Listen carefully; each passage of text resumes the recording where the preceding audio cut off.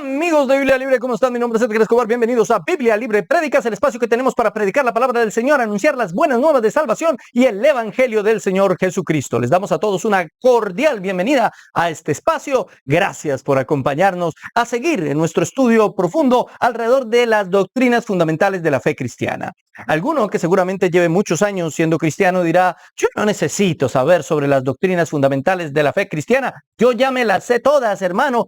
Otro tema, réteme con algo nuevo. Sin embargo, mis hermanos, estas doctrinas no son tan conocidas como creemos, no son muchas veces bien interpretadas y muchas veces nos estamos equivocando alrededor del significado de estas maravillosas doctrinas fundamentales. Lo que intentaremos hacer y lo que hemos estado intentando hacer no es solamente exponer las doctrinas fundamentales como alguna vez seguramente en el discipulado nos las dieron, sino profundizar mucho más en cada una de esas doctrinas para poder entender de una mejor forma y desde el principio el evangelio y al mismo tiempo evitar caer en falsas enseñanzas y falsas doctrinas. Así que aliste lápiz y papel, porque aunque usted conozca fundamentalmente las doctrinas que a continuación comenzamos a desarrollar, seguramente daremos muchos más argumentos y profundizaremos mucho más de lo que generalmente se hace en muchas congregaciones. Acompáñeme, por favor, a orar.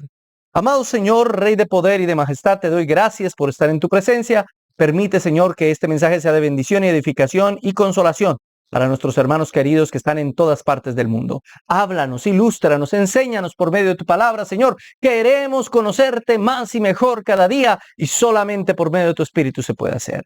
Gracias te damos en el nombre del Padre, del Hijo y del Espíritu Santo. Amén y amén. Habíamos quedado la vez pasada precisamente sobre la revelación general. Vimos que todos los seres humanos somos inexcusables, como dice Pablo en el libro de los Romanos. Ninguno de nosotros tiene excusa alguna delante del Señor, ya que todos hemos recibido la revelación general de Dios. Dios se revela a su creación por medio de la naturaleza, de la lógica, de la razón, de la matemática. Y ahí es cuando vimos los argumentos a favor de la existencia de Dios. Vimos cómo Dios evidentemente se ha manifestado. Dios no se ha escondido. Dios no está escondido detrás de un velo que porque no lo vemos físicamente para nada. Dios se ha revelado desde el principio de la creación del mundo a toda la creación. Sin embargo, esa creación, más bien esa revelación general, no nos lleva a la salvación. No es posible que el ser humano sea transformado por la revelación general. No es posible. El ser humano solamente es transformado por la revelación especial, por la manifestación especial de Jesucristo. Sin embargo, ahí es donde aparece el tema de hoy, la revelación especial. ¿Cómo es que Dios ha decidido, ha determinado, ha decretado manifestarse a aquellos a quienes va a salvar? ¿De qué manera Dios ha designado esa revelación? Bueno, lo veremos en el día de hoy, la revelación especial. Alguna vez, estando en unas clases de teología para jóvenes, uno de los muchachos se me acercó, y creo que este ejemplo ya lo di aquí en este espacio, así que si usted lo escuchó, no se ponga bravo, por favor. Pero este joven se me acercó y dijo: profe, es que yo no entiendo. Si Dios existe, si Dios es real, ¿por qué no simplemente baja y dice: muchachos, aquí estoy, soy Dios, vine, crean en mí, háganme caso porque yo sé lo que estoy haciendo? ¿Por qué no simplemente hace eso? Así que yo tuve que decirle, pues simplemente eso fue lo que hizo.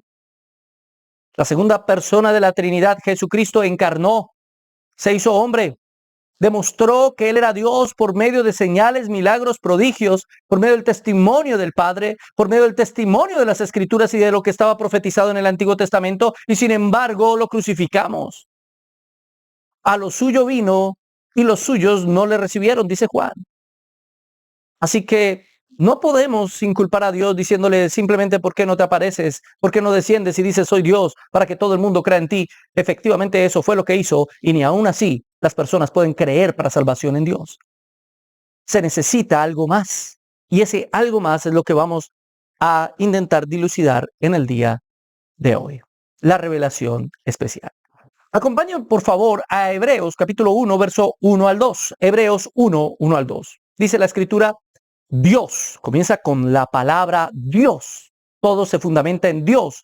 habiendo hablado muchas veces y de muchas maneras en otro tiempo a los padres por los profetas, en estos postreros días nos ha hablado por el Hijo, a quien constituyó heredero de todo y por quien asimismo hizo el universo. Aquí en Hebreos capítulo 1, verso 1 al 2, está la manifestación plena de la manera o el proceso por el cual Dios ha decidido revelarse especialmente a aquellos que han de ser salvos. El Señor nos ha estado mostrando aquí en Hebreos que Él ha hablado muchas veces y de muchas maneras. Está revelándonos que ha hablado por medio de profetas a Israel y está hablándonos que se ha revelado por medio de su Hijo. Así que hay tres maneras en las cuales, o tres partes en las cuales vamos a dividir este mensaje. Primero, Dios se ha revelado de muchas maneras, de forma especial. Segundo, además de esto, se ha revelado por medio de profetas a su pueblo, a Israel, y obviamente a la iglesia. Y en tercer lugar, se ha revelado plenamente por medio de su Hijo. Comencemos a analizar cada una de esas tres partes del versículo de Hebreos capítulo 1, verso 1 al 2. Comencemos por la primera. Dios se ha revelado de manera especial de muchas formas y de muchas maneras.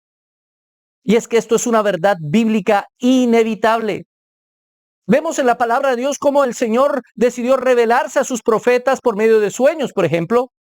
Por hablar de sueños, podemos hablar de José, que es el estereotipo genérico del sueño o de la revelación por medio de sueños. Pero no solamente a José se le reveló por medio de sueños, sino en otras oportunidades a otros profetas. Se ha revelado por medio de señales. El pueblo le ha colocado señales a Dios y Dios ha revelado su voluntad por medio de esas señales. Lo vemos en el caso de Gedeón y el vellón que necesitaba estar húmedo. ¿Se acuerda usted de la historia en el libro de los jueces? Dios también permitió revelarse o decidió revelarse de esa manera. Dios se reveló de forma especial por medio de visiones. ¿Recuerda usted las visiones que tuvo el profeta Ezequiel? Cómo él vio ángeles y cómo vio el trono de Dios y cómo vio huesos secos. Una cantidad de verdades enormes y maravillosas que tuvo en medio de visiones. Dios ha decidido revelarse por medio de teofanías. La palabra teofanía significa una manifestación física de Dios. La segunda persona de la Trinidad antes de encarnar en Jesucristo ya se manifestaba en el Antiguo Testamento y lo encontramos con el título de el ángel de Jehová. La segunda persona de la Trinidad siempre ha tenido el papel de mediador entre el Padre y la humanidad. Por ende, en el Antiguo Testamento, esa segunda persona de la Trinidad divina se manifestaba en muchas oportunidades. Luchó Jacob con el ángel de Jehová. Es la segunda persona de la Trinidad. Los tres ángeles que se manifestaron a Abraham es la manifestación de una teofanía. El ángel que se le presentó al padre de Sansón es una teofanía. Y ahí podemos seguir hablando de diferentes teofanías, manifestaciones mismas de Dios revelándose de manera especial a sus profetas. Por eso dice Hebreos, de muchas maneras, de muchas formas, no de una, no de dos, no de tres, no de algunas formas, no, de muchas formas y de muchas maneras el Señor se ha revelado en la historia. Y gracias a esas maneras, gracias a esas formas de revelación, es que hoy tenemos la palabra de Dios. Hoy tenemos la palabra de Dios porque Dios se le reveló a ellos, a los padres de Israel primero, por medio de estas manifestaciones. Y usó a unos personajes denominados los profetas. Por eso dice el libro de Oseas que Dios no hace nada sin antes revelárselo a sus profetas. ¿Y de qué está hablando? De que la obra completa del Señor fue manifiesta a los profetas del Antiguo Testamento. Ahora, para seguir en esta línea de pensamiento, tenemos que ir a la segunda parte. Precisamente la revelación a los profetas. Los padres de Israel recibieron esa revelación divina porque estos profetas tuvieron esas visiones, tuvieron esas manifestaciones y las escribieron. Las pusieron en físico. Estoy hablando de los profetas de oficio. El oficio de ellos era ser profeta. A eso se dedicaban. Y es que la palabra profeta, tanto en griego como en hebreo, simplemente significa uno que habla lo que otro le mandó decir. En ese sentido, en este momento, al estar exponiendo el texto, estoy cumpliendo una función profética, porque estoy diciendo lo que otro me mandó decir. No estoy diciendo lo que a mí me parece, no estoy dando mi opinión, no estoy hablando desde mi punto de vista subjetivo, no, estoy hablando desde lo que la palabra enseña, por lo tanto estoy diciendo lo que alguien más me mandó decir y ese alguien más es el Señor. Por eso es que los profetas siempre decían, así dice Jehová, así dice el Señor. Sí. Los profetas modernos intentan copiar esa fórmula. Pero la pregunta que nos genera aquí la palabra es, ¿cómo sabemos que eso que escribieron esos profetas es revelación de Dios? ¿Cómo comprobar que lo que estos profetas del Antiguo Testamento escribieron realmente fue dado por Dios y no por su subjetividad, por su opinión o por su emoción? ¿De qué manera podemos comprobarlo? Bueno, hay ciertas pruebas. Pero lo primero que tenemos que entender es que estos profetas no incluyen a los que hoy en día llamamos profetas. Porque Jesús ha delimitado la acción del oficio profético. Mire, Mateo capítulo 23, verso 35. Para que venga sobre vosotros toda la sangre justa que se ha derramado sobre la tierra. ¿Sí? La sangre de los justos que han muerto. ¿Desde dónde? Desde la sangre de Abel, primer profeta, el justo, hasta la sangre de Zacarías, el último profeta del Antiguo Testamento, hijo de Berequías, a quien matasteis entre el templo y el altar. Zacarías fue el último profeta del Antiguo Testamento, no Malaquías. ¿Por qué? Porque el Antiguo Testamento hebreo termina en Segunda de Crónicas, no en Malaquías. Y cuando usted va a ver el orden histórico de la aparición de los profetas, usted se dará cuenta que evidentemente el último de ellos fue Zacarías. Así que Jesús no está incluyendo todos esos 400 años de silencio, donde supuestamente, según los romanistas, ahí Dios siguió hablando y hay unos libros apócrifos como el libro de los Macabeos o los libros de los Macabeos, por ejemplo. Jesús no está incluyendo eso. Jesús dice que los profetas fueron de Abel a Zacarías, los profetas de oficio antes de que él viniera. Ahora bien, el último profeta de oficio, sin embargo, no fue Zacarías. El último profeta de oficio, es decir, cuyo trabajo era transmitir la revelación especial, fue Judas. ¿Cómo lo sabemos? Lucas 16:16. La ley y los profetas eran hasta Juan. Desde entonces, el reino de Dios es anunciado y todos se esfuerzan por entrar en él. Fíjese cómo el maestro está diciendo aquí la ley y los profetas. Siempre que la palabra de Dios dice la ley y los profetas, ¿a qué se refiere? Al antiguo pacto. Al antiguo pacto. Es decir, el antiguo pacto llegó hasta Juan. Con Juan termina el antiguo pacto. Con Juan termina esa manera de comunicación entre Dios y el hombre por medio de estos profetas que tenían visiones, señales, sueños específicamente para ellos. Ahí termina. Con Juan se acaba. Y desde entonces, ¿qué es lo que hacemos desde entonces? Desde entonces el reino de Dios es anunciado. Y es que antes el reino de Dios no era anunciado. ¿Los profetas no tenían como misión también anunciar el reino de Dios? ¿Cuál es la diferencia entonces entre lo que hacían esos profetas y lo que hacemos nosotros? La diferencia está en que en la antigüedad los profetas eran los únicos que podían anunciar el reino de Dios porque eran los únicos que tenían contacto directo con el Señor. El Señor se le revelaba a los profetas y los profetas manifestaban la verdad. Pero ahora en este nuevo pacto, siendo el velo roto, nosotros tenemos entrada al lugar santísimo y por lo tanto contacto con el Señor por medio de las Escrituras. Así que usted y yo, todos nosotros en cierto sentido, nos convertimos en los profetas del Señor. Porque comunicamos la palabra del Señor. Nosotros tenemos la función de comunicar todo lo que ha sido revelado en las Escrituras en el Antiguo y en el Nuevo Testamento. No necesitamos una élite especial que tenga un contacto especial con el Señor. Todo ese proceso profético termina con Juan y comienza un nuevo proceso que va a sustituir a los profetas por apóstoles para terminar la revelación y a partir de ahí usarnos a todos nosotros como apóstoles y profetas, no en el sentido de cargos o de títulos, sino en el sentido funcional. Soy un profeta en el sentido que hablo lo que él me mandó decir y soy un apóstol en el sentido de que tengo una misión por cumplir.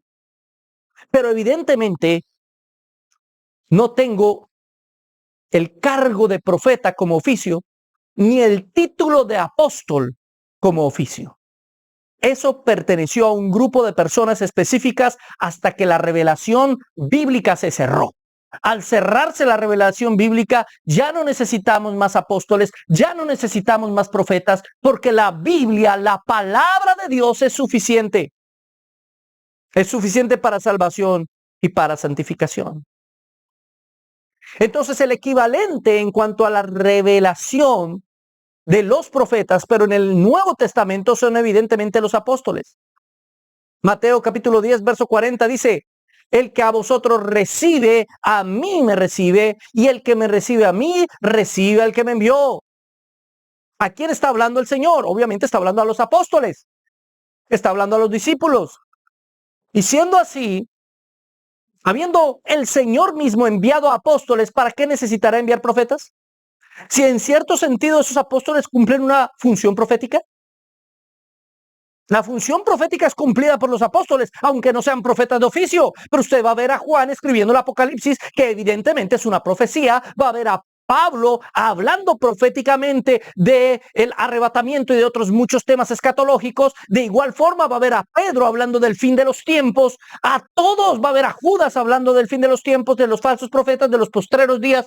Todos ellos cumplen un oficio profético, aunque no son profetas de oficio, cumplen una función profética. Están profetizando, pero ellos ¿qué son? Apóstoles. Los 12 apóstoles del Señor, que siguen cumpliendo una función profética. ¿Para qué? Para terminar la revelación especial, para completar lo que hoy conocemos como revelación especial. Efesios 2:20 no lo clarifica. Edificados sobre el fundamento de los apóstoles y profetas, siendo la principal piedra del ángulo Jesucristo mismo. Nosotros edificamos la iglesia y nos edificamos a nosotros mismos sobre lo que los apóstoles y profetas recibieron como revelación. Los profetas recibieron por medio de sueños, visiones, teofanías, éxtasis, todo eso lo recibieron la revelación así. Los apóstoles la reciben directamente de Cristo. Aún mayor la revelación que van a tener los apóstoles, y es que la revelación, mi hermano, es una revelación progresiva. Poco a poco va aumentando, va increciendo la revelación hasta que llega el cumplimiento pleno de esa revelación. Llegó ya el cumplimiento pleno de la revelación con el escrito de Apocalipsis. Entonces, mis hermanos queridos, ¿qué necesidad tenemos nosotros de nombrar hoy en día nuevos profetas? ¿Existen hoy nuevos profetas? ¿Existen hoy nuevos apóstoles que reciban más revelación? Si eso es así, entonces lo que ellos reciben sería indubitable, incuestionable, y por lo tanto deberíamos incluir la Biblia, ¿o no? Son nuevos profetas. Están hablando lo que Dios les dijo que hablaran. Son nuevos apóstoles. Están hablando lo que recibieron directamente de Cristo. Y alguno me dirá, pero Pablo no fue un apóstol directo de Cristo. Y yo tendré que decirle, claro que sí. Claro que sí. Él afirma que lo que él ha aprendido, que lo que él conoce, no lo recibió de hombre alguno, sino que el mismo Señor Jesucristo se lo reveló. En el libro de los Corintios él dice, conozco un hombre que fue al tercer cielo, si en el cuerpo no lo sé, si en el espíritu no lo sé. Ese hombre que él dice conocer es él mismo, pero es tanta su humildad que él obviamente no se menciona a sí mismo. Y él dice que allí le fueron manifestados misterios que no le podía dar a conocer a todo el mundo. Él tuvo una revelación especial como apóstol, en una función profética que como apóstol también ejercieron los apóstoles.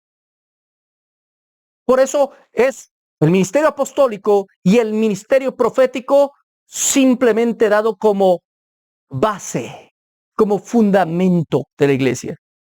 Un fundamento se pone una sola vez, no se vuelve a poner cada vez que usted pone un nuevo piso, un nuevo fundamento. No, el fundamento de un edificio se pone una vez, después comenzamos a construir sobre él. El fundamento de la iglesia se puso una vez se puso el fundamento profético, Antiguo Testamento, una vez se puso el fundamento apostólico, Nuevo Testamento. Y sobre esa verdad estamos nosotros construyendo. ¿Me entiende? Ahora mire lo que dice 1 Pedro 2, 5 al 9. Vosotros también, como piedras vivas, sed edificados como casa espiritual y sacerdocio santo para ofrecer sacrificios espirituales aceptables a Dios por medio de Jesucristo. Por medio de Jesucristo. La misma analogía que Pablo había tomado anteriormente, ahora lo toma Pedro para hablar precisamente de que la iglesia se construye como un edificio espiritual sobre el fundamento de Jesucristo. Jesucristo como la piedra fundamental del ángulo, la piedra inicial de toda construcción, sobre la cual toda la construcción se sostiene, y los apóstoles y profetas como el fundamento que enmarca esa piedra. A partir de ahí comenzamos a construir iglesia. Sin embargo, hoy en día hay muchas personas que se autoproclaman profetas y muchas personas que se autoproclaman apóstoles. Y sacan argumentos para decir que ellos son profetas y apóstoles. Por ejemplo, aquellos que se creen profetas le hablan a uno de Agabo. Agabo en sí mismo fue un profeta. Y le hablan a uno de las hijas de Felipe en el Nuevo Testamento, que dice la Escritura, eran profetas. Y le dicen a uno, ¿se da cuenta? Agabo profetizó lo que le iba a suceder a Pablo si volvía a Jerusalén, y efectivamente eso fue lo que pasó. Agabo era un profeta. El hecho de que Dios haya decidido decirle a Agabo qué va a pasar en el futuro implica que Agabo tuviese la función profética al igual que lo tenía Isaías, Jeremías o Ezequiel. ¿Podemos comparar a Agabo con alguno de esos profetas del Antiguo Testamento que eran profetas de oficio? Yo creo que no. Una cosa es la profecía y otra diferente es el oficio profético. Estos profetas eran los únicos que tenían esa revelación. Agabo no puede considerarse como un único exclusivo que tiene cierta revelación o como parte de una élite espiritual. Simplemente Dios decidía darle a Agabo una palabra para ciertos momentos específicos. Ni siquiera tenemos evidencia de que en alguna otra oportunidad Agabo haya profetizado alguna otra cosa. No hay evidencia de eso. Ahora, si hablamos de las hijas de Felipe, que eran llamadas profetas también, no necesariamente eso implica que ellas veían el futuro. Si bien en Agabo sí podemos ver a alguien que vio algo que iba a pasar en el futuro, que Dios por providencia le mostró, no necesariamente eso aplica a las hijas de Felipe, ya que las hijas de Felipe realmente no tenemos ninguna profecía comprobada de ellas en las Escrituras. Es posible que las hijas de Felipe simplemente fueran evangelistas y eran profetas en el sentido que predicaban el evangelio de Jesucristo a los inconversos. Ellas daban el mensaje que otro les mandó. En el libro de los Corintios, precisamente Pablo usa esa palabra profeta en el mismo sentido.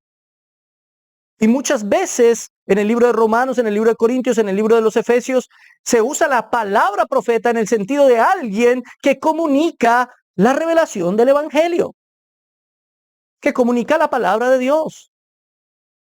No necesariamente alguien que dice el futuro. Por eso es que todos los que se proclaman hoy como profetas al estilo del Antiguo Testamento son poco creíbles. Y que los profetas que vemos en el Nuevo Testamento, evidentemente no parecen los profetas del Antiguo Testamento. Pablo insta a la iglesia en Corinto a que preferiblemente profeticen antes que hablar en nuevas lenguas. ¿Por qué? Porque le está pidiendo que les diga lo que les va a pasar en el futuro. No, mi hermano, no. La idea de Pablo no es incitar a estas personas a que digan lo que va a suceder en el futuro, sino a que compartan el mensaje del evangelio. Profeticen 2 o 3 y por turnos, dice Pablo. O sea, comuniquen el mensaje del evangelio. 2 o 3 en una reunión y por turnos compartan el mensaje que ya ha sido revelado, lo que tenemos revelado, lo que él hacía cuando comunicaba el mensaje. Evidentemente no está hablando de mirar hacia el futuro y decir qué va a pasar en el futuro. Y vamos a ver por qué. Vamos a ver por qué. Existen 4 evidencias, bueno, más bien 5. Y se me fue el 4, es 5. Existen 5 evidencias, 5 cosas que tenemos que ver para argumentar que realmente un profeta está recibiendo revelación especial. 5 cosas que nos demostrarán si los profetas actuales son verdaderos profetas de Dios o no. 5 evidencias. Miremos cada una de ellas. La primera es un llamado directo. La segunda es el cumplimiento inevitable. La tercera es la fidelidad a la palabra. La cuarta es la evidencia milagrosa. Y la quinta es su carácter. Esas son las 5 evidencias que nos comprueban que un profeta es alguien que está recibiendo revelación especial de Dios. Cada una de esas 5 evidencias se cumplen perfectamente tanto en los profetas del Antiguo Testamento como en los apóstoles. Se cumplen. Ahora, ¿se cumplen en los profetas actuales? Eso es lo que vamos a revisar. En primera instancia, llamado directo. Evidentemente, los profetas del Señor y los apóstoles del Señor también tuvieron un llamado directo del Señor. Es interesante que cuando vemos el llamado de cada uno de ellos, generalmente ellos como que no querían ser llamados. Les doy algunos ejemplos. Moisés se presenta al Señor en una revelación especial para él por medio de la zarza ardiendo y le envía a sacar a su pueblo y lo primero que hace es buscar una excusa. Señor, yo soy lento para el habla, yo no hablo muy bien. Yo como que no soy el indicado para este trabajo. Y el Señor le dice, todo lo que yo quiera que tú digas, tú lo dirás. Es más, te pongo a tu hermano que hable en vez de ti, pero tú eres el que va a liberar a ese pueblo. Otro ejemplo claro de esto es el ejemplo de Jeremías. Señor, pero ¿por qué a mí si soy niño? Y el Señor le dice, no digas que eres un niño, porque a donde quiera que te envíe tú irás. Le saca un pretexto. Isaías, por ejemplo. Señor, soy de labios inmundos. ¿Yo por qué? Voy a morir por haberte visto. Y uno de los serafines toma un carbón hirviendo y se lo pone en los labios para purificarle, para que no tenga excusas. Amós, Señor, yo no soy profeta. Otros son profetas, yo no soy profeta. Y sin embargo el Señor dice, pues ahora eres profeta porque vas a decir lo que yo te voy a decir que digas. ¿Se da cuenta cómo hay una constante en los profetas? Y estos son solamente algunos ejemplos. Los profetas no andan por ahí en cada esquina diciendo, heme aquí, yo soy profeta, escuchadme a mí porque he sido escogido y llamado por Dios. Yo soy el profeta de Dios. Pronto recibiré profecía. Mañana, noche de profecía. Los profetas no anticipaban la profecía. Los profetas simplemente la recibían.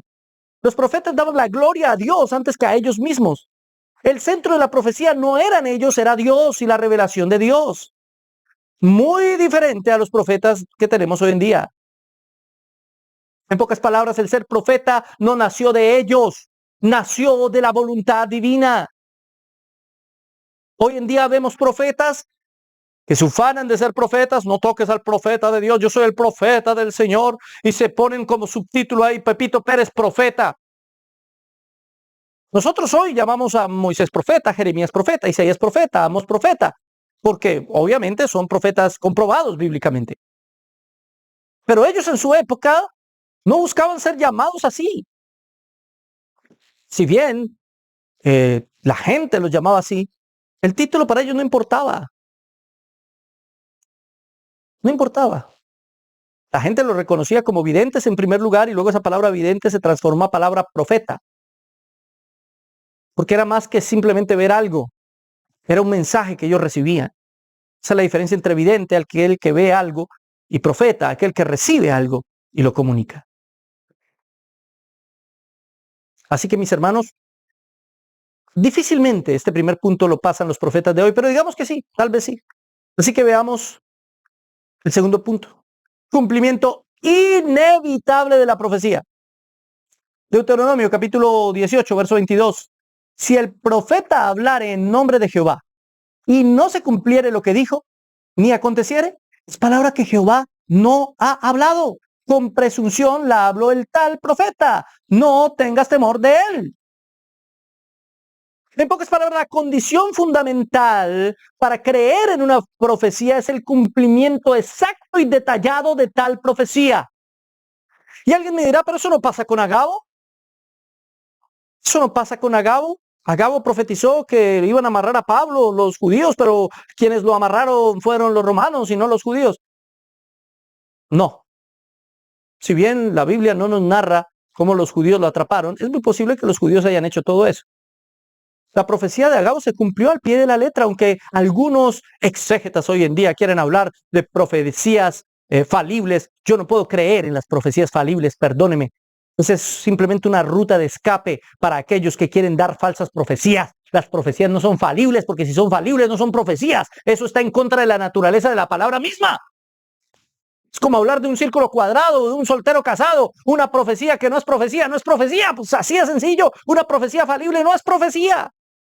Si es falible, no es profecía. Si se cumple al pie de la letra, sí fue profecía. Pero hoy quieren, como decimos en mi país, no sé si en otro lugar suena extraño o feo, tramar, convencer, conmover, argumentar a su favor. El hecho de que ellos lanzan la profecía y algunas se cumplen y algunas no. Y colocan de ejemplo a Jonás. Dios profetizó por medio de Jonás que Nínive iba a ser destruida, pero cuando el pueblo se arrepintió, Nínive no fue destruida. El Señor se arrepintió de hacerle mal a Nínive. El Señor no se arrepiente de nada. Pero el texto dice que el Señor se arrepintió. Sí, el texto nos está demostrando el sentimiento en el corazón de Dios, pero no un cambio de decisión de parte de Dios. Es una forma antropomórfica de hablar para entender un poco lo que pasa en el sentimiento de Dios ante un pueblo que se arrepiente. Pero Dios no se arrepiente. Tiempo después, aunque esa generación prevaleció y sobrevivió, Nínive fue absolutamente destruida. Si bien Dios perdonó a esa generación, Dios no perdonó a la ciudad y no cambió de opinión. Entonces no nos vengan con el cuento de que Dios puede cambiar de opinión después de haber dado una profecía y por eso es que las profecías no se cumplen. No, perdón. La Biblia es absolutamente clara en Deuteronomio. El profeta que hablar en el nombre de Jehová y no se cumpliere lo que dijo, ni aconteciere sus palabras, entonces Jehová no habló, no dijo nada. No le tenga miedo a ese profeta, es un falso profeta. El cumplimiento de una profecía es inevitable, como Thanos. Soy inevitable. Así es la profecía, inevitable. Para que se acuerde de este concepto. Número 3. La profecía debe ser fiel a la palabra. Una profecía que incluya algo contradictorio a la palabra ya no es profecía. Deuteronomio 13:1. Mire lo que dice la palabra aquí.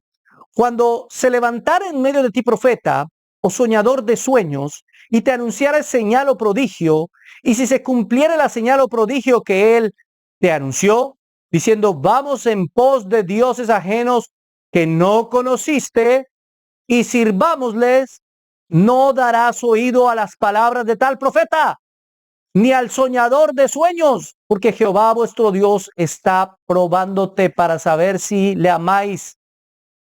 Si amáis a Jehová vuestro Dios con todo vuestro corazón y con toda vuestra alma. Mire este texto tan importante de Deuteronomio. Si un profeta dice algo, y si eso que el profeta dijo se cumple, ojo con esto, se cumplió la profecía al pie de la letra, pero resulta que el profeta está llevando al pueblo a una falsa adoración, a una idolatría, algo contrario a lo que Dios ha revelado antes, entonces no hay que creerle a ese profeta aunque la profecía se cumpla. Eso es lo que dice Deuteronomio 13. Aún si la profecía se cumple. Usted no sabe cuánta gente yo me he encontrado que me dice, ay sí hermano, una vez un profeta me profetizó que yo iba a tener un hijo y fijo tuve otro hijo. Fijo cuando nadie lo esperaba. Entonces venía de Dios. ¿Qué profeta era? Era un profeta de la prosperidad. Ah, entonces es un mentiroso. Pero ¿cómo va a ser un mentiroso si se cumplió la profecía? Porque el profeta que recibe revelación directa de Dios, no solamente su profecía se cumple, sino además no puede contradecirse con el resto de la revelación especial, porque eso haría de Dios un mentiroso. Por eso los que predican falsas doctrinas, aunque den profecías verdaderas, son falsos profetas, porque lo más importante para un profeta no es el cumplimiento de su profecía, sino que esa profecía se equipare con el resto de las escrituras, se complemente perfectamente. No puede contradecir en nada el resto de la revelación, porque la revelación dada por Dios no se contradice, porque Dios no se puede contradecir.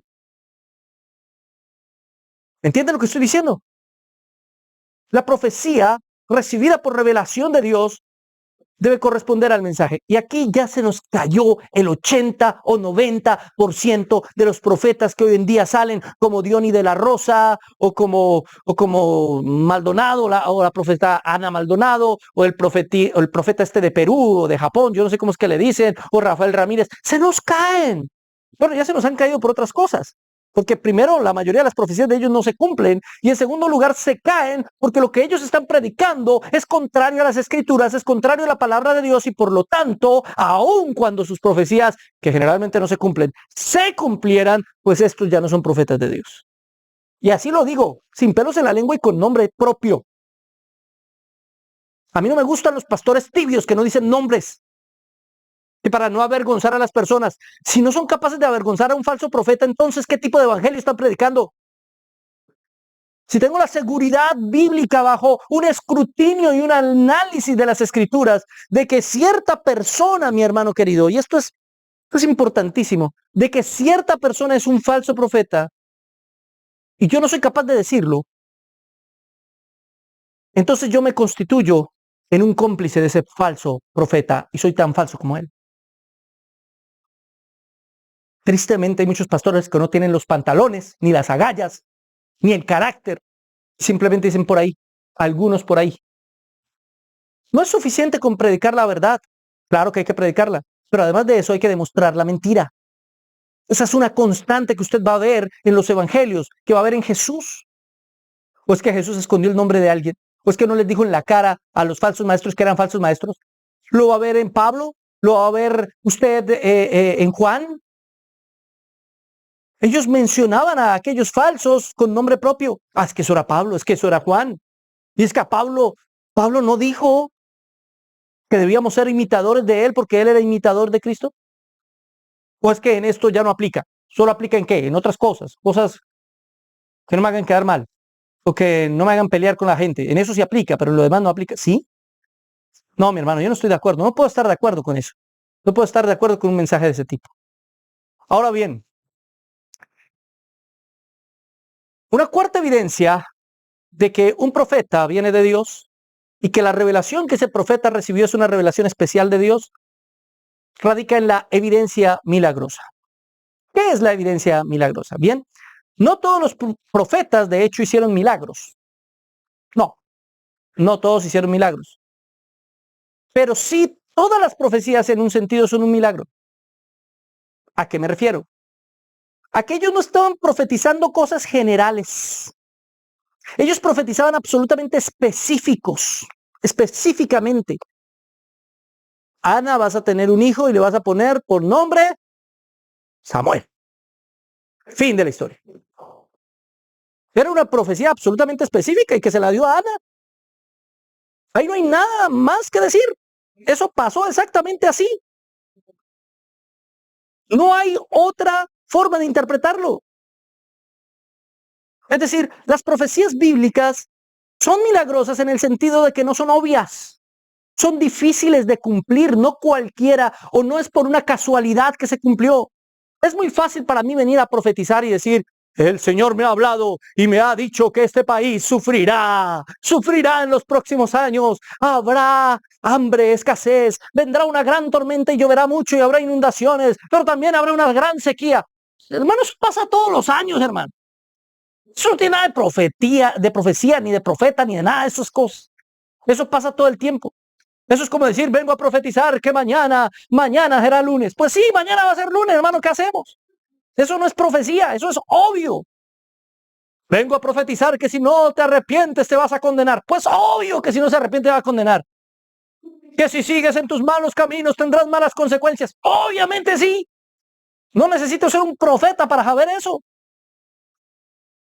Por eso es que las profecías bíblicas, las verdaderas, son maravillosas porque son milagrosas. No son consecuencias evidentes e inevitables de ciertos actos.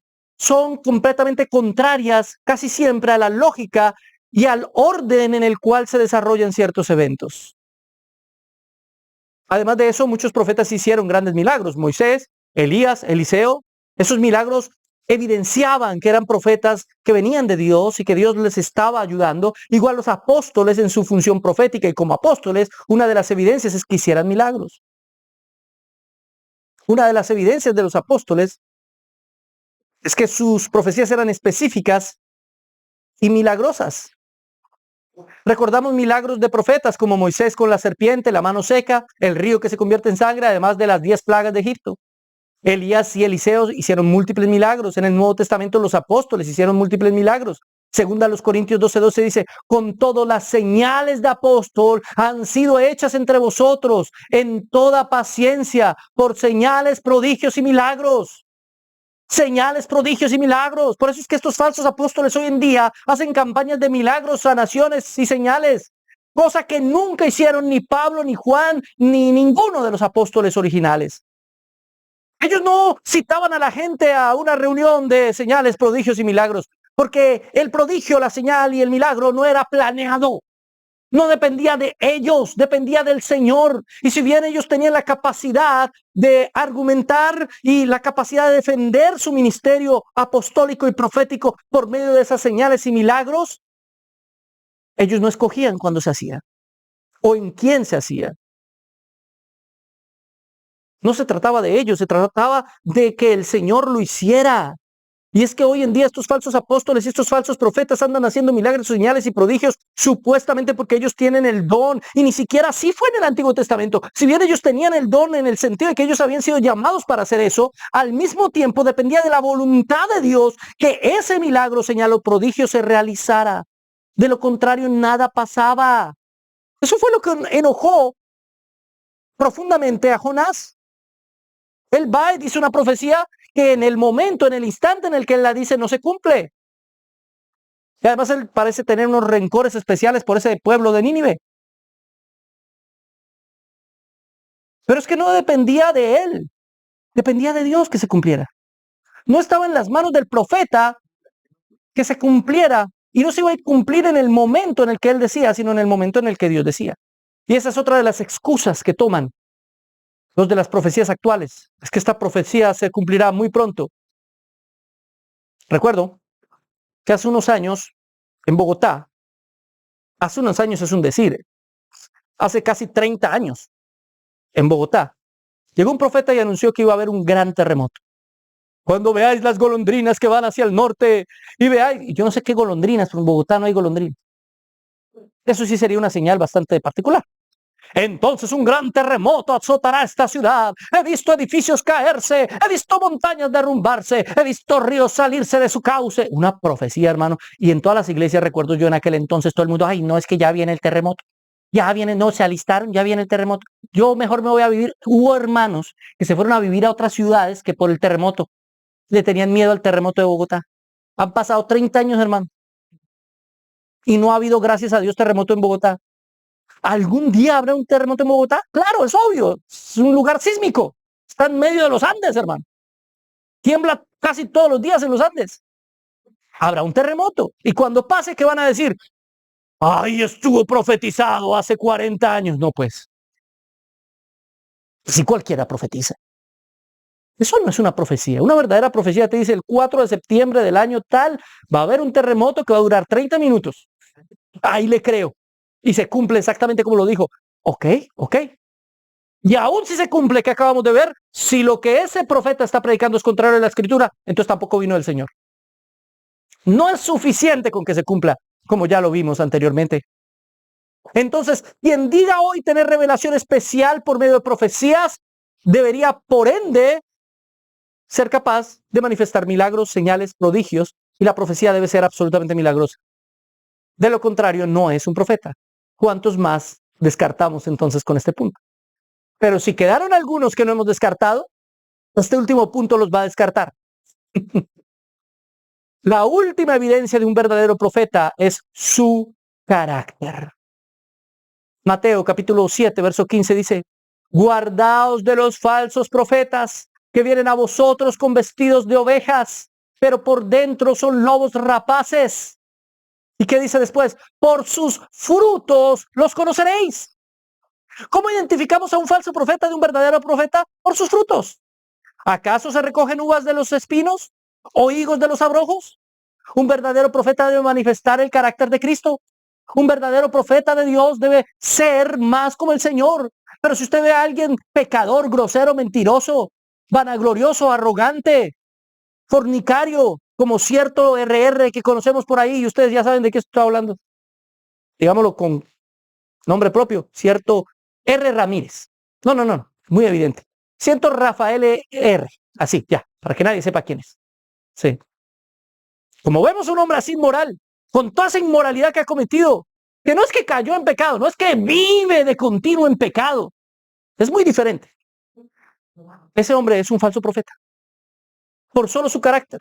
Ahora, si tomamos los otros argumentos que vimos antes, pues peor. Pero mire lo que sigue diciendo el texto más adelante. Verso 22. Muchos me dirán en aquel día, Señor, Señor, ¿no profetizamos en tu nombre? ¿Y en tu nombre no echamos fuera demonios? ¿Y en tu nombre no hicimos muchos milagros?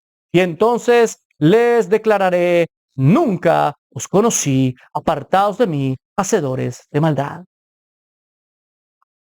Si su carácter es un carácter corrupto, si ellos no manifiestan el fruto digno de arrepentimiento, que es el producto inevitable de la obra del Espíritu Santo en el corazón del hombre, entonces son falsos profetas. Entonces el Señor no los conoce. No sabe quiénes son. No cuenta que hayan hecho señales, milagros, prodigios y profecías. ¿Para qué? Son falsos profetas. Nunca los conocí, dice el Señor. No que no sepa quiénes son, sino que nunca tuvo una relación con ellos. Eso es lo que significa nunca los conocí. Apartados de mí, hacedores de maldad. Así denomina Cristo a estos falsos profetas. En esa categoría deberíamos meter a todos estos que se hacen llamar hoy profetas y apóstoles como falsos profetas y hacedores de maldad. Porque ellos están implicando que reciben revelación especial de Dios cuando no es así. Ellos no están recibiendo ninguna revelación. Hoy la mayoría de estos profetas son arrogantes, engreídos, no dan fruto digno de arrepentimiento. Porque lo que demuestra que eres un profeta no es que hagas señales, milagros y prodigios y tus profecías se cumplan, ni siquiera eso. Sino que seas una persona humilde, humillada ante la presencia del Señor. El fruto del Espíritu está claro en Gálatas capítulo 5, versos 22 y 23. Amor, gozo, paz, paciencia, benignidad, bondad, fe, mansedumbre y templanza. Contra tales cosas no hay ley alguna. Pero ellos piensan que el fruto es que tengan muchos seguidores o que sean los pastores de mega iglesias. Eso no es el fruto. Usted puede tener una iglesia gigante, millones de seguidores y todos ser unos perdidos completamente. Hay iglesias llenas de mundanos. 10,000 mundanos allá reuniéndose para sanar conciencia y supuestamente adorar a Cristo cuando no están adorando sino su propio ego y su propia ambición. Eso no es ser profeta. Eso no es ser un profeta de Dios. Para terminar, volviendo al texto de Hebreos, no solamente que Dios se reveló por medio de muchas maneras y en muchas formas, no solamente que Dios se reveló a los profetas o a los padres por medio de los profetas, sino además que hoy, como dice Hebreos, es revelado a nosotros por medio de su Hijo. La revelación especial plena de Dios es Cristo. La revelación especial plena de Dios es Cristo. Mire lo que dice Colosenses 1:15.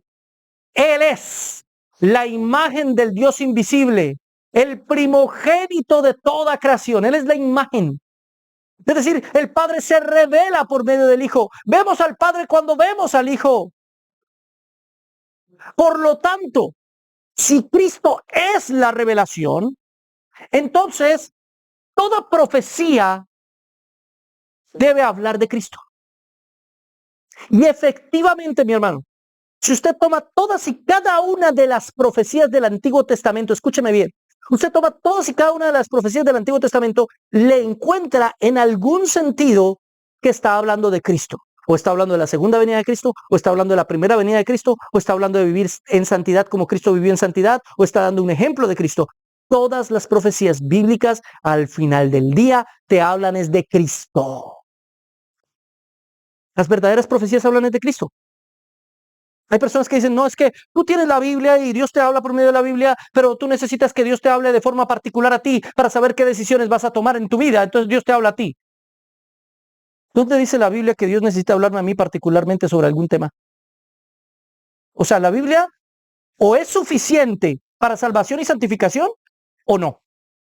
Pero si usted me dice a mí que Dios quiere hablarme específicamente a mí para ver qué decisiones tomo yo, entonces está diciéndome que la Biblia no es suficiente para algo.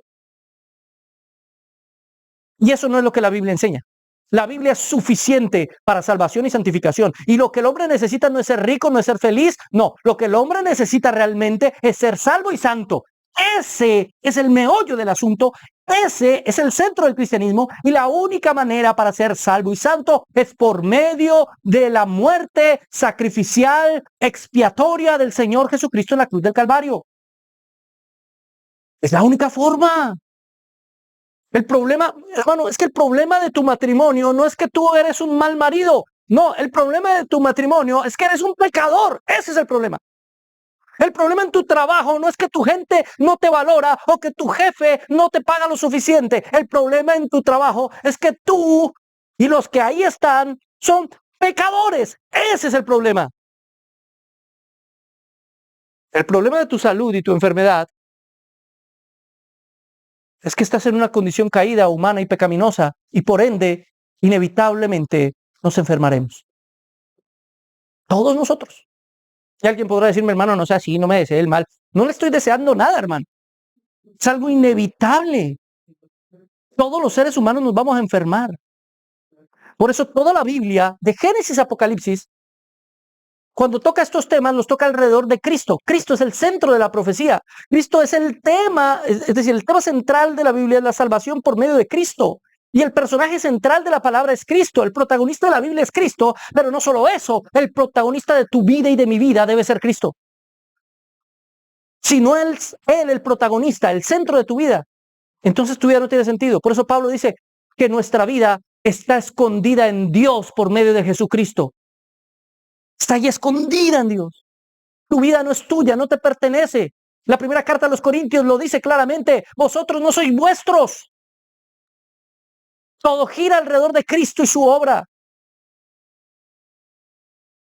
En el Antiguo Testamento la profecía giraba alrededor de la obra futura de Cristo. En el Nuevo Testamento gira la profecía incluso alrededor del regreso de Cristo y de su obra por venir. En 1 Corintios 14:3 dice, pero el que profetiza habla a los hombres para edificación, exhortación y consolación. Edificación, exhortación y consolación. Esta nueva perspectiva profética ya no incluye el decir el futuro. Y ojo, porque yo no estoy diciendo que Dios no pueda decir el futuro si quiere. Claro, lo hizo con Agabo. Si él quiere hablar del futuro, lo va a hacer. Pero la profecía actual en sí misma no tiene que ver con decir el futuro, sino con edificar, consolar y exhortar. ¿Y cómo se hace eso? Por medio de la palabra de Dios. Por eso los profetas actuales son los predicadores de la palabra de Dios, porque estamos transmitiendo un mensaje que es de otro, como ya lo dije al principio. Pero fíjese que además de excluir el hecho de prever el futuro, está excluyendo también lo que hoy yo denominaría la profecía de exaltación. En muchas iglesias vemos a pastores que llegan a profetizar y toman al pastor de esa iglesia y le dice, el Señor me ha mandado decirte, tú eres mi siervo amado. Yo te amo, te he escogido para que lleves el evangelio a todas las naciones. Que allá están moqueando. ¿Dónde en la Biblia hay alguien que exalte a otro en medio de la profecía? Dios no exalta a nadie porque Él es digno de toda la gloria, honra y alabanza. Así que Él no va a mandar un mensaje para exaltar a alguien, nunca. Y la mayoría de estos falsos profetas lo que hacen es eso. Cada vez que los invitan a otra iglesia, siempre, inevitablemente le profetizan al pastor.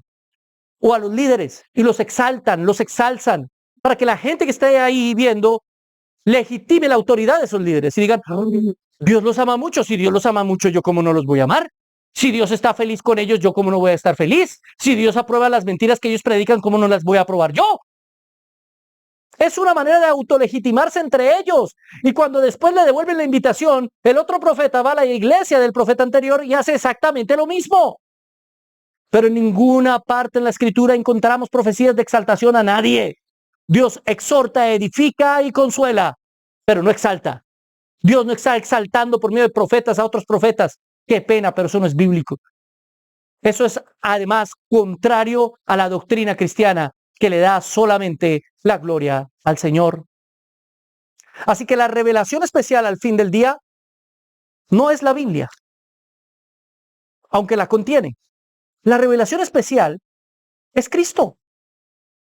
En Juan 14:8 dice, Felipe le dijo, Señor, muéstranos el Padre y nos basta. Jesús le dijo, ¿tanto tiempo hace que estoy con vosotros y no me has conocido, Felipe? El que me ha visto a mí, ha visto al Padre. ¿Cómo pues dices tú, muéstranos al Padre? ¿De qué está hablando Cristo? ¿De que Él es la misma persona del Padre? No. Está hablando de que el Padre se revela por medio de Él. De que conocemos cómo es el Padre por medio de Cristo, de que sabemos qué es lo que el Padre ha designado por medio de lo que Cristo hace, porque Cristo manifiesta al Padre. Él es la imagen del Dios invisible. Así que Cristo es la revelación especial. Juan 5:39, escudriñad las Escrituras, porque a vosotros os parece que en ellas tenéis la vida eterna y ellas son las que dan testimonio de mí. ¿Se da cuenta? La revelación especial es Cristo, pero como Cristo ya ascendió a los cielos, ahora conocemos a Cristo, a la revelación especial por medio de las Escrituras. Las Escrituras no son la revelación especial, pero contienen lo que necesitamos saber de Cristo, o sea, de la revelación especial. En ese sentido es que las Escrituras contienen la revelación especial, son la palabra de Dios. Y aquí quiero ser claro. Nunca siga a un predicador que le diga que la Biblia contiene la palabra de Dios. No, porque eso implica que hay partes que no son palabra de Dios. No, la Biblia es la palabra de Dios. Cada parte, cada letra, cada capítulo y versículo es palabra de Dios. Toda, completita. Ay, hermano, pero Pablo dijo, esto no lo dice el Señor, más lo digo yo. Sí, ve, eso no fue palabra del Señor. Cuando Pablo está diciendo eso, no está diciendo que lo que él dijo no es palabra de Dios, sino que lo que él dice no lo mencionó Jesús, pero ahora lo está mencionando él. Por lo tanto, es tan válido como lo que mencionó Jesús. Eso es lo que está diciendo Pablo. No está diciendo que lo que él está diciendo no sea palabra de Dios en ninguna manera. Pablo tenía muy claro que él lo que hacía era transmitir el mensaje de Cristo, no su propio mensaje. ¿Y por qué el Señor decidió revelarse por medio de las Escrituras? Porque las Escrituras es el único medio objetivo de revelación. Dios no podía revelarse simplemente por la transmisión oral, porque el mensaje se hubiera distorsionado. La única manera de revelarse objetivamente era por medio de un texto. Las Escrituras son el mecanismo por el cual surge nuestra civilización. La Escritura es el más grande invento de todos los tiempos, porque es la forma de almacenar conocimiento, un conocimiento objetivo. De tal forma que el Señor determinó revelarse precisamente por ese medio, por algo escrito. Es la única manera de tener una revelación objetiva.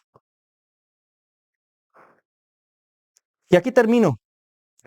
En ese sentido, tenemos que tener muy claro la diferencia en tres conceptos. Número uno, revelación. La revelación es la manifestación de Dios al hombre. Lo que estaba oculto ahora no está oculto porque Dios se lo manifestó al hombre. En ese sentido, los únicos que recibieron revelación especial directamente fueron los profetas y los apóstoles y los escritores de la palabra de Dios. Nadie más. Eso es revelación. Por eso cuando alguien llegue y le diga, es que el Señor me reveló. Un momento, ¿el Señor le reveló? ¿Habló directamente con usted y le dijo eso? Sí, el Señor me reveló. No. La revelación está cerrada. La revelación se cerró con el Apocalipsis. Ya no hay más revelación. Lo revelado, revelado está. Ahora, ¿qué tenemos? Tenemos un concepto diferente, el concepto de iluminación. Entonces, hay otros dos conceptos. Concepto de inspiración, que es la influencia del Espíritu Santo sobre los escritores bíblicos para comunicar la revelación, y el concepto de iluminación, que es el acto del Espíritu Santo que capacita a los creyentes para entender la palabra de Dios. Así que cada vez que alguien utilice la palabra revelación en el contexto eclesiástico, la está usando mal. Cuando usted entiende algo que antes no entendía de las Escrituras, usted lo que debe decir no es el Señor me reveló, sino el Señor me iluminó de lo revelado. Ahora entiendo mejor lo que había estado revelado en las Escrituras. Pero la revelación está cerrada. Cualquiera que le diga a usted que tuvo revelación es un mentiroso. No se necesita más revelación. La revelación está completa en las Escrituras. La revelación está cerrada. Ahora bien, ¿cómo sabemos que hemos sido iluminados en esa revelación? Esa pregunta la contestaremos la próxima clase, donde profundizaremos más esto de la revelación especial. ¿Cómo saber que hemos sido iluminados? Finalmente dejo con algunas aplicaciones prácticas, mis hermanos queridos. Número 1, la primera aplicación práctica es entender que nuestra fe no es una fe ciega. Tenemos argumentos para creer que lo escrito proféticamente en la Escritura, lo que está en la palabra de Dios, es efectivamente eso, palabra de Dios, no palabra de hombres. Porque esas profecías se han cumplido exactamente. Porque esas profecías son en sí mismas milagrosas. Porque esas profecías no solamente hablan de cosas a futuro, sino además del carácter del ser humano y de cosas que son evidentemente comprobables. Porque quienes escribieron esos textos son personas que, aunque con errores, definitivamente su nivel de carácter y moralidad eran muy superiores a los nuestros. Eran personas excepcionales. Pero sobre todo creemos en cada una de esas profecías porque todas nos hablan del personaje histórico de Jesús. Se cumplen en Jesús. En Jesús se cumplieron 332 profecías. En Jesús se cumple lo que está escrito. Así que Jesús es la prueba viviente, el personaje histórico que comprueba que lo que habían escrito los profetas era verdad. Es verdad. Y falta una profecía por cumplirse. Él regresará. Si se cumplieron 332, ¿por qué hemos de creer que no se cumplirá esa última? Evidentemente se cumplirá. Y esa es la más hermosa de las aplicaciones. Él regresará. Él vendrá por su pueblo. Y nosotros debemos estar preparados para ese momento. Si usted entiende esa verdad, le pido que me acompañe en oración. Amado Señor, te damos muchas gracias por esto que hemos estudiado en el día de hoy. Bendícenos, háblanos, instrúyenos y enséñanos a aplicarlo a nuestra vida. Tú eres la revelación. Tú decidiste revelarte a nosotros para darnos salvación. No como una simple posibilidad de salvación, sino como una realidad tangible, palpable y absoluta de salvación. Por eso te damos muchas gracias en el nombre del Padre, del Hijo y del Espíritu Santo. Amén y amén. Mis hermanos queridos, muchas gracias por haber estado con nosotros. Recuerden que hoy al mediodía en nuestro canal principal de YouTube, Biblia Libre, tenemos el noticiero de Biblia Libre con las mejores y las peores noticias del mundo cristiano en la actualidad. Y recuerden que tenemos videos martes, miércoles y domingo, y de vez en cuando estamos sacando también un en vivo donde charlamos, conversamos y debatimos con nuestros hermanos en todo el mundo. Muchas gracias por haber estado con nosotros. Comparta este video, denle like, escriba cualquier cosa ahí, un amén, un gloria a Dios, escriba algo, no sea así. Escriba. Si quiere insultarme también, hágale, no importa. Si quiere dar dislike, pues dele. Pero lo importante es que sigan con nosotros en Biblia Libre Prédicas.